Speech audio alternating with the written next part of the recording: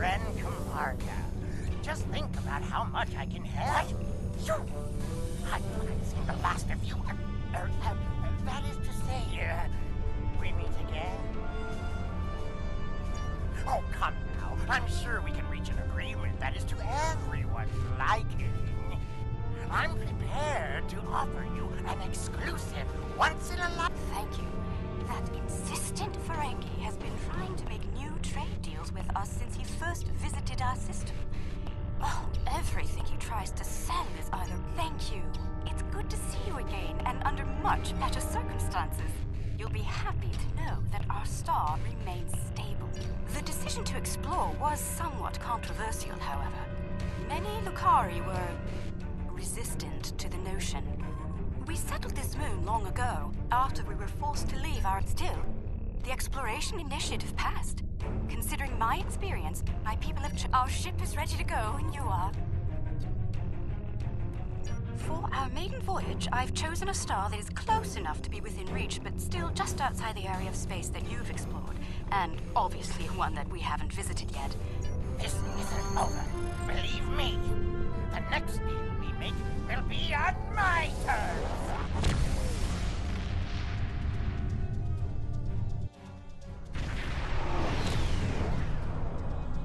We've arrived on the outskirts of the system. There's a large field of rocky debris and asteroids. We're picking up various metals and crystalline formations. Should we approach one of the larger asteroids and take some more readings?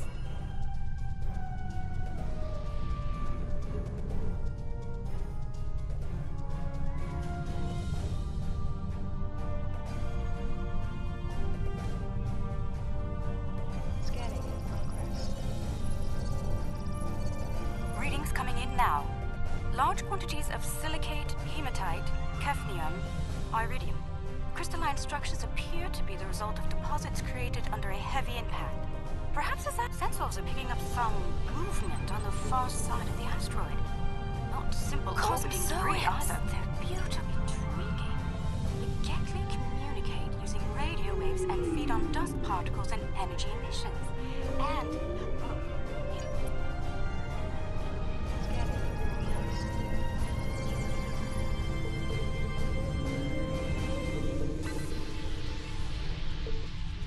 adjusted our powers. An excellent idea. We'll be able to track their movements and learn more about their migratory patterns and feeding habits. We'll need to get close in order to attach the tag safely.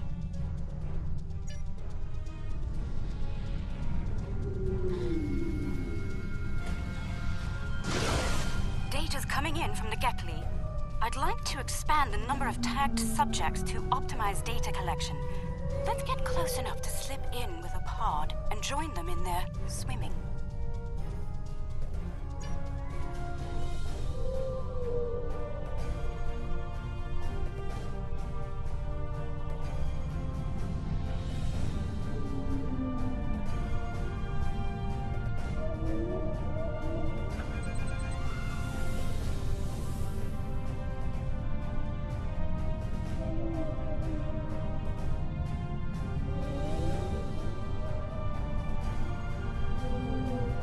Close-up readings from all of the creatures.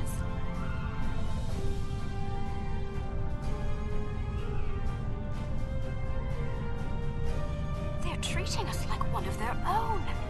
They're trying to talk to us with their radio waves. That was incredible.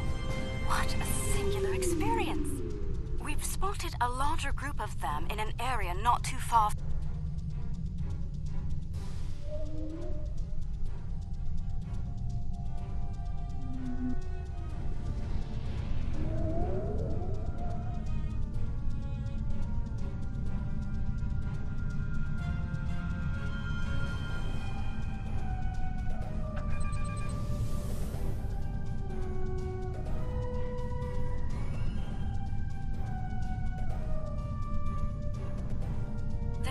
That several Gekli pods frequent this area. There's a lot of dust and particulate matter, but we can't see how the asteroids are getting broken down. I think there's something we're not seeing on the visible spectrum. Your ship has a stronger deflector than ours. Can you emit a particle wave? We could use that to illuminate things that might be happening in different spectra.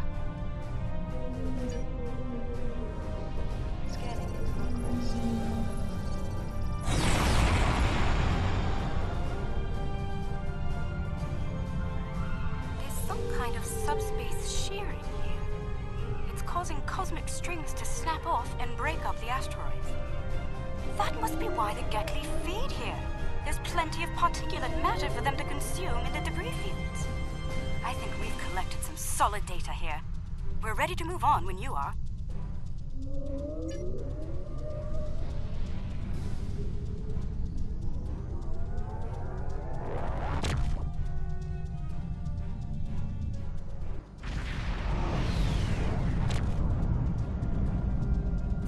Are reading a swarm of comets passing by this stellar body.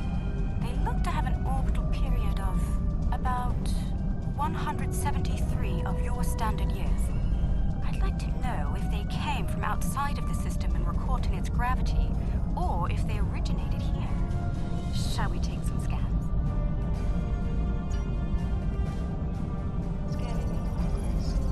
This comet is mostly ice and dust. There are indications that the cometary matter formed around a magnetic core. The other comets may be more interesting. Let's move to the other comets and study them closely.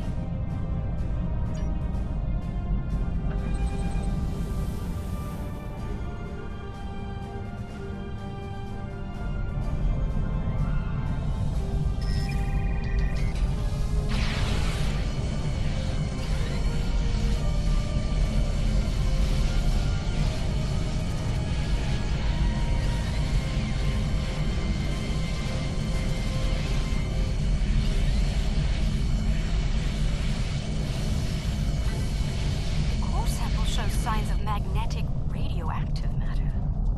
This comet may have seen some interesting particle fields in its wandering.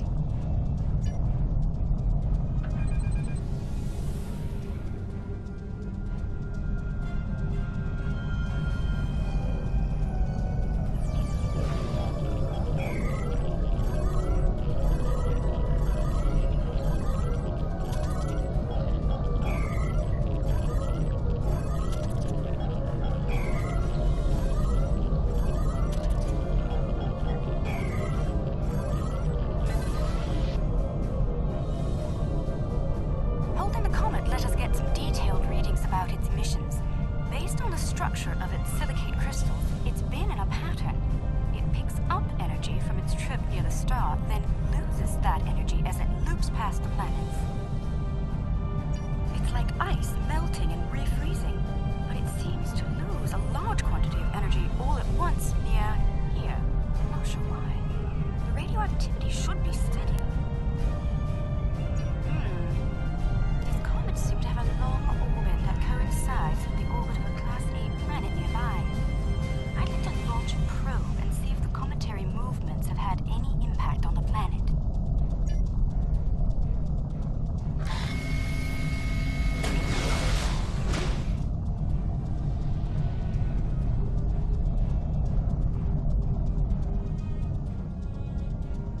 Probe data received. The planet is radiating a considerable amount of heat for its size. Nothing our shields can't handle, but I don't see any expeditions to its surface happening anytime soon. Curious. I'm picking up several large, moving sources of energy. Sensors indicate they're a life form of some kind. A cosmozoan, but not the Gekli. I'd like to study them if we can.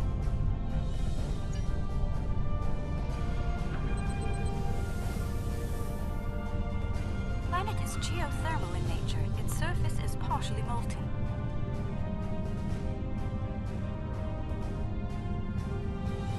No life forms detected planetside.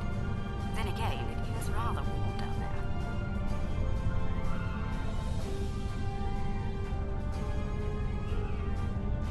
There they are.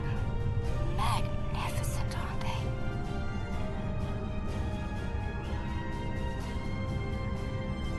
The creatures are luminescent ovoids?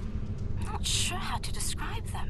They remind me of an aquatic life form native to Lukari Prime. There are little ones huddling close to the planet's atmosphere. They must use the heat and the planet's electrical discharges to survive.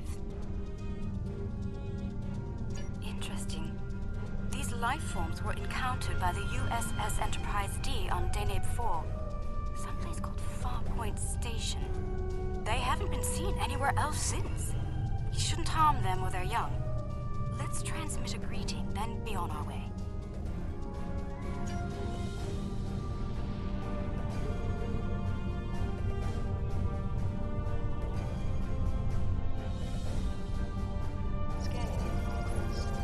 The color display must be a form of communication. I didn't realize that life forms could exist in this fashion, living off the heat of planets, feeding on the particles in space, absorbing radiation from the cosmos. There's so much to see. Let's head to the next planet in the system and see what's there.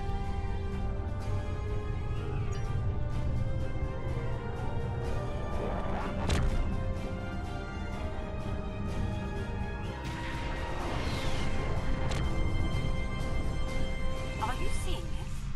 My sensors indicate this planet is completely devoid of any organic material, and yet it has a breathable atmosphere and lies well within the system's habitable zone. Most curious. I'm picking up residual levels of radiation. Oh my. I believe I know what happened to this world. Some kind of proto-matter wave happened here. Not if you know how to resolve the chaotic turbulence with a Tarfine reduction. This was a recent event. Some kind of proto-matter incident happened, and it wiped out all life on the planet. I think we should send an away team down to learn more.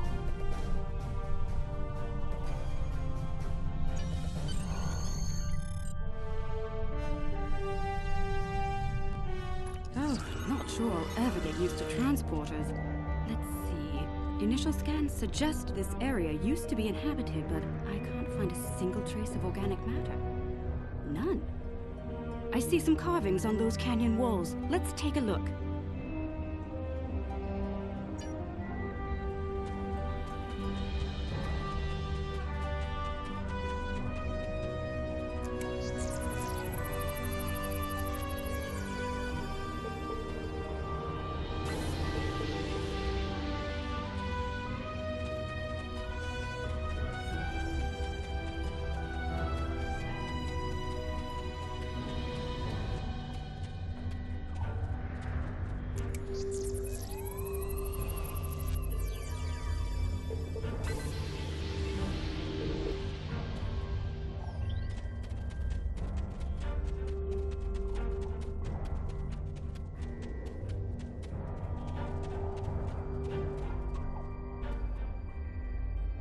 The walls of this canyon were worked by tools.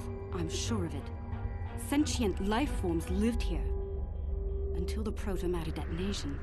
This pillar here, it seems to be a sign pointing to that canyon. Perhaps a pathway there leads to a settlement of some kind. I'm reading metallic objects there as well. Shall we take a look?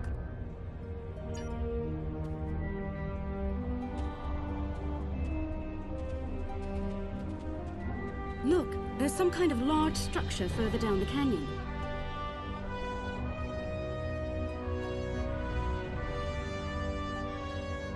Look at the size of that plaza. These people must have had quite a developed culture. Let's take some readings up there. This looks like a town square or ceremonial center of some kind. I see some murals on the far side of the square over there by that arch. I'd like to examine them. They might tell us more about this place.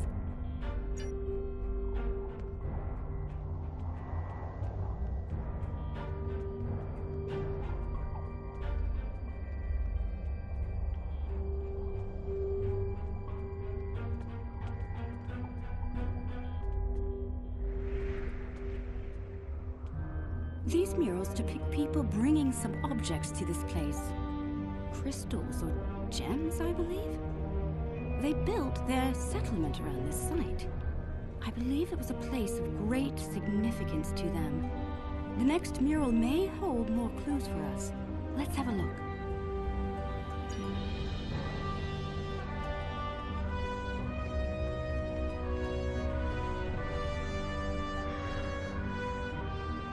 This mural depicts the construction of this large structure.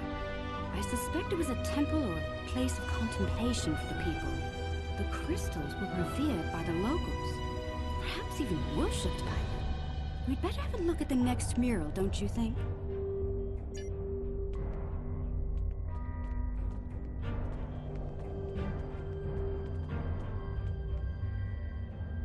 The crystals depicted in this mural appear to be growing for some reason.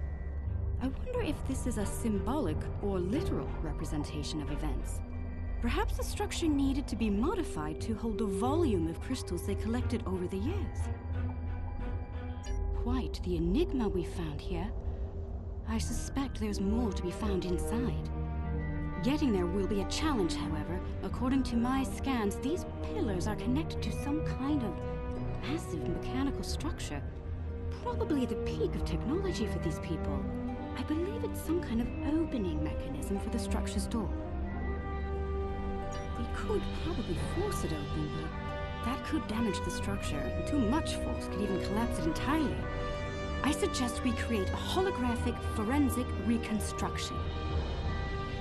Yes, it would be based on analysis of things like footprints, wear patterns, and local construction.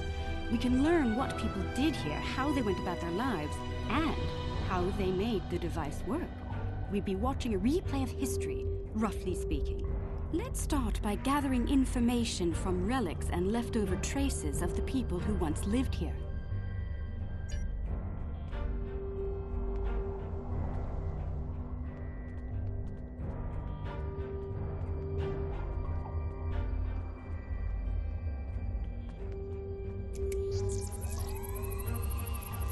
These artifacts were used with opposable thumbs and indicate a likely hand span of 22 centimeters.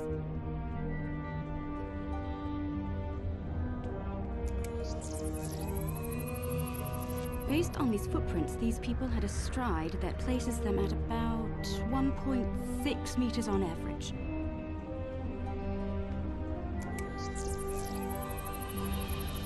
The wear patterns here show us that people leaned against here frequently.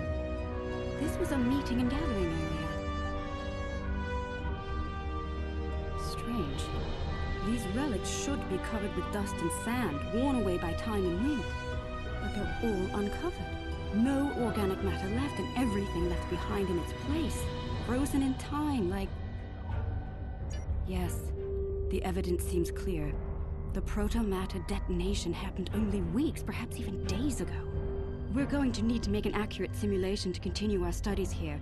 I suggest using modified pattern enhancers to do this.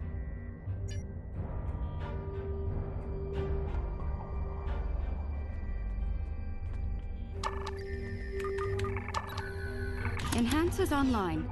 The signal is strong and clear.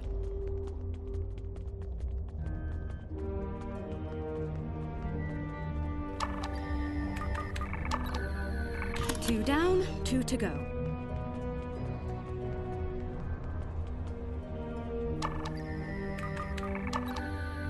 That's three. One more and we'll be ready.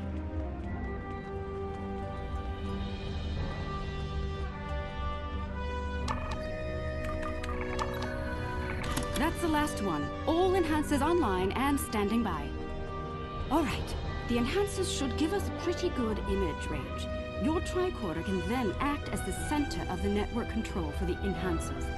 I can tie in my data to your tricorder whenever you're ready. Get a little close to the center of the square so we can see what happens.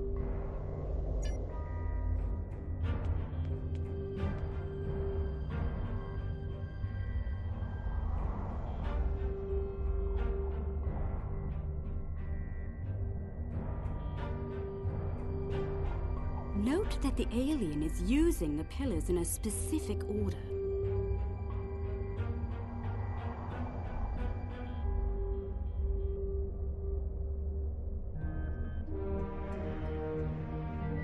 They're making the murals match up on each pillar.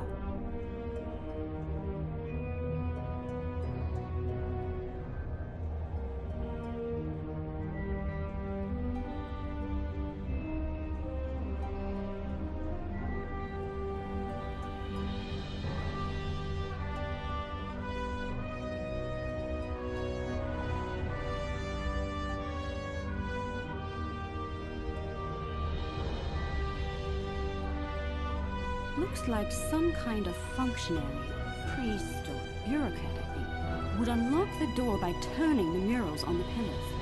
The top mural on each pillar seems to be locked in place for reference. We should follow the order they used on the pillar murals. If we can turn them correctly, I believe we'll unlock the door.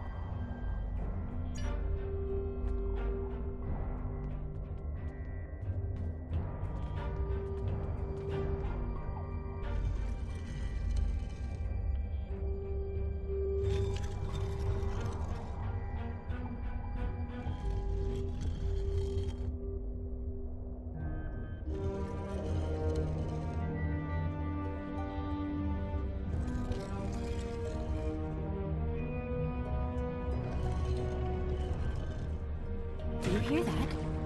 That's the first pillar set in place.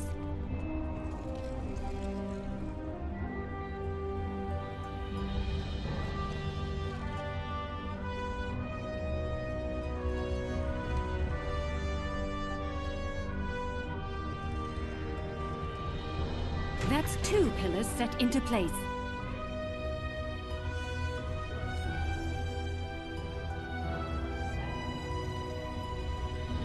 Three pillars are locked in now.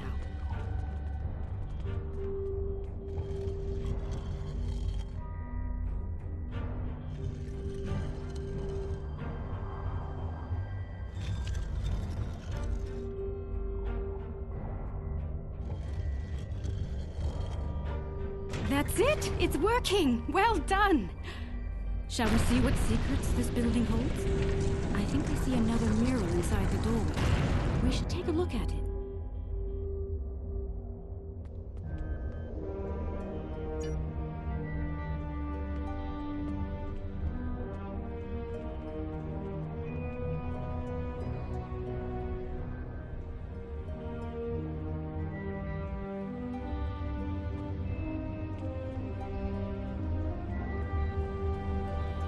Isn't that the symbol of your Starfleet? How did it get here? How could it be in a temple of people who don't even have electricity, much less space travel? This is getting stranger by the minute. We should search the temple for more murals.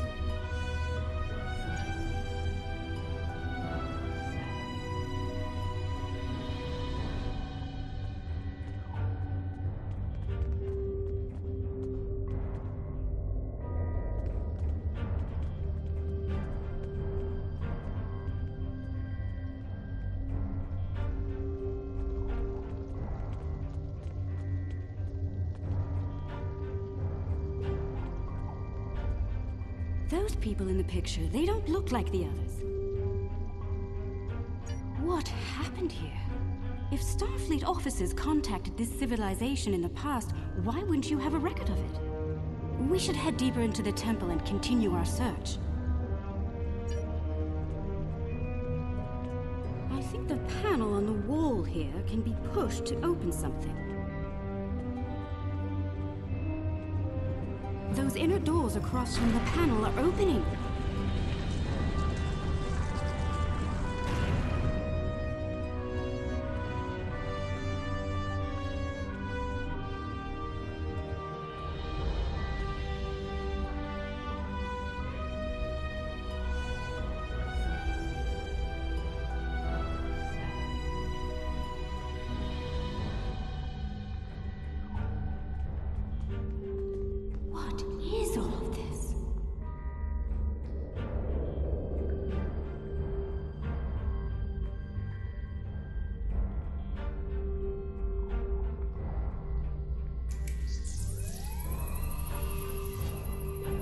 According to my tricorder, we've reached ground zero. This is where someone detonated the protomatter bomb. From here, a self-propagating cascade of proto-energy radiated outward in all directions, washing over the entire planet. Doubtful. I believe what did this was built specifically as a weapon. There's no new ecosystem. All life was eliminated. I'm picking up a residual energy signature here. Take a look.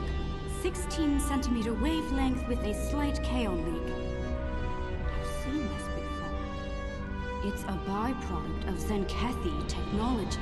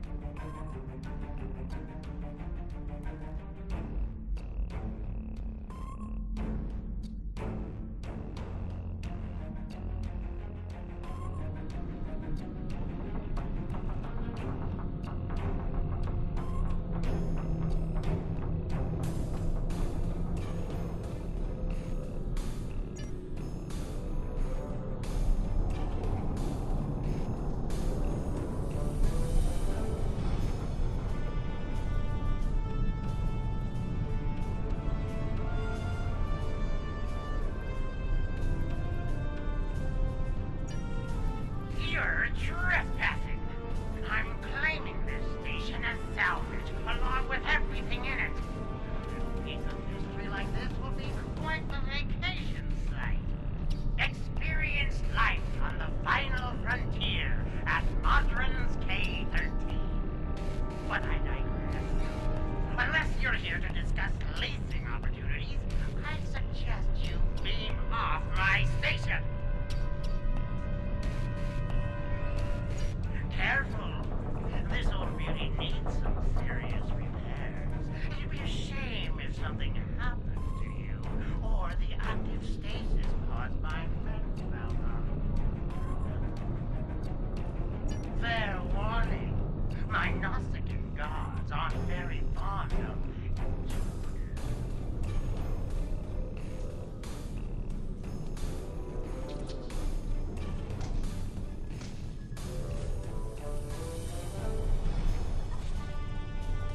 I'd be happy to sell the pods to you and consider their living contents a promotional bonus.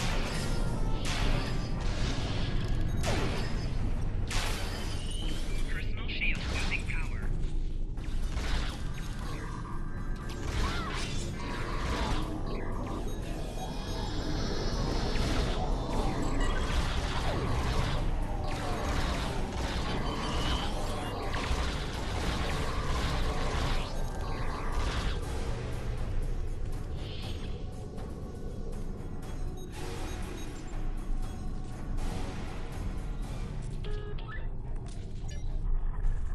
Chief Engineer's log. The fines for trespassing are quite severe, and I plan on collecting. Chief Engineer's log, March 18th, 1570. Had a discussion this morning with security about our Klingon prisoners in the brig. We can't just leave them locked up, or execute them, or exile them on the planet below. Setting them free isn't a popular notion either. We're still looking for options, but I think the stasis pods we have in medical will come in handy real soon.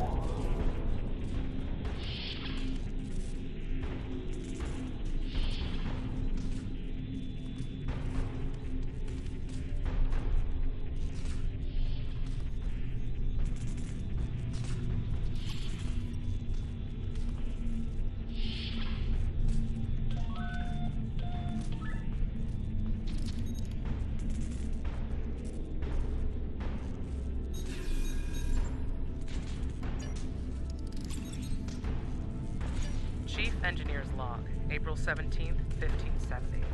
Today we visited the planet we're calling Draconis III to collect supplies. The good news, there's a humanoid civilization down there. The bad news, a potential prime directive violation. Our landing party was seen beaming in by some of the locals. We're hoping that doesn't impact their culture in any way. One thing's for sure, they can't help us go home. Their tech level is Bronze Age at best.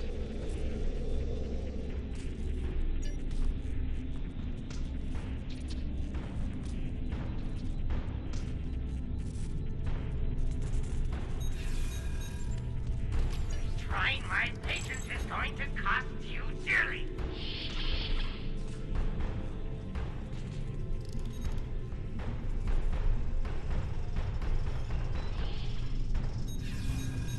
Chief Engineer's Log, August 6th, 1570. The Warp Booster Sled project is officially a bust. When we tried to spin up the coils, we couldn't get a stable warp field. G.F.P and Arlington managed to shut it down and stop a breach, but the shuttle's impulse drive is shot. I hate giving up, but we just don't have the parts we need to make it work.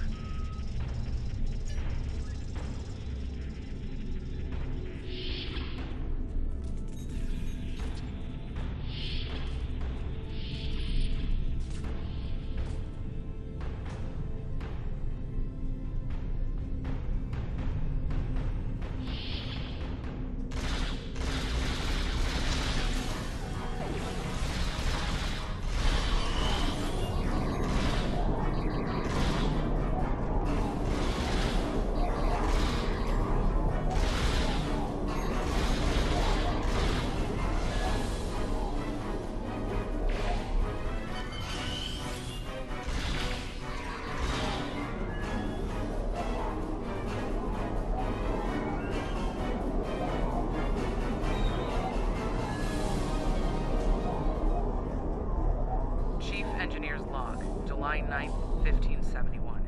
It's decided. Most of us are going into cryosleep. Those who stay awake, well, there's the rub. Going to live on a remote part of the planet below is likely, despite the Prime Directive issues. Staying here isn't viable. When the supplies are gone and the remaining power is in the stasis pods, anyone left is a goner. This station will be there too.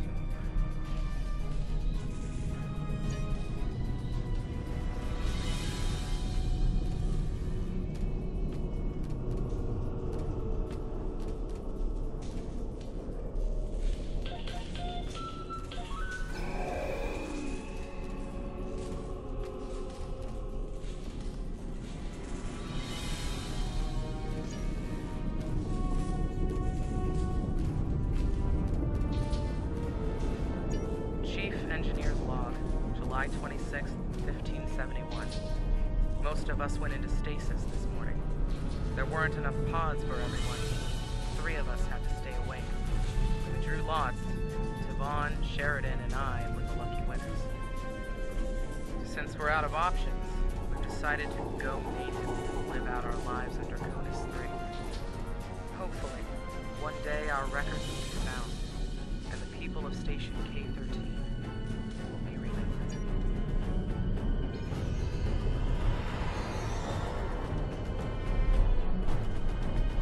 Rule of Acquisition 431. When the shooting starts, let the mercenaries handle it. Handle this, Captain.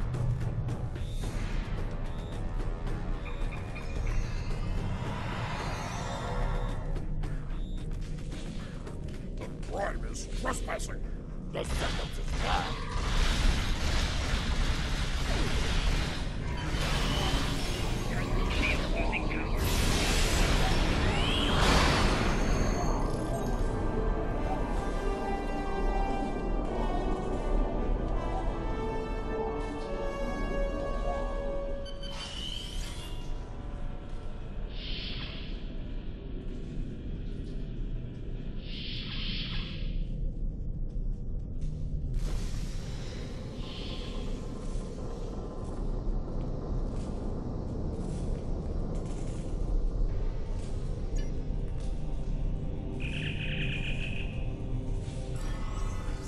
Took out the Nausicaans on my station.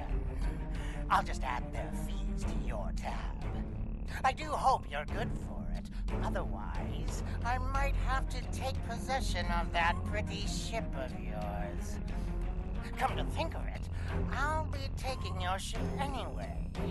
Whether you're alive or not when I do, is up to you.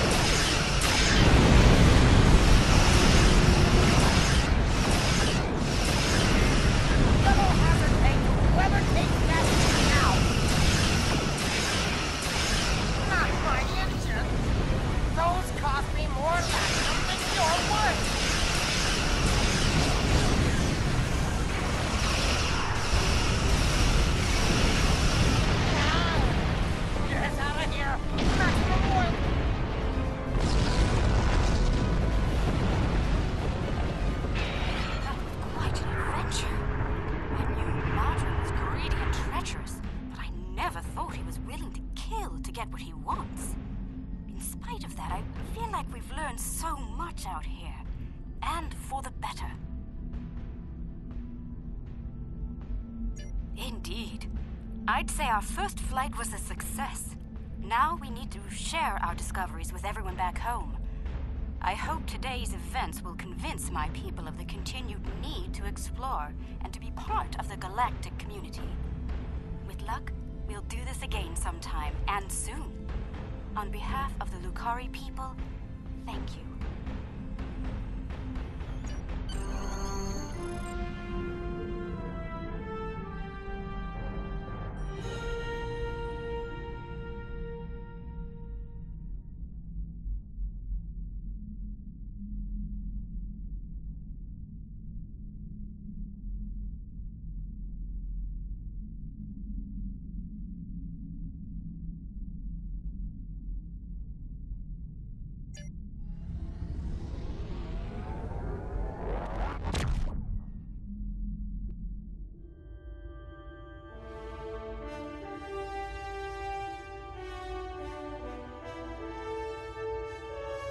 I'm happy to hear the Lukari handled their first experience with space exploration well. There's talk of their desire to join the Federation, and from what I'm seeing, they'd be fine members.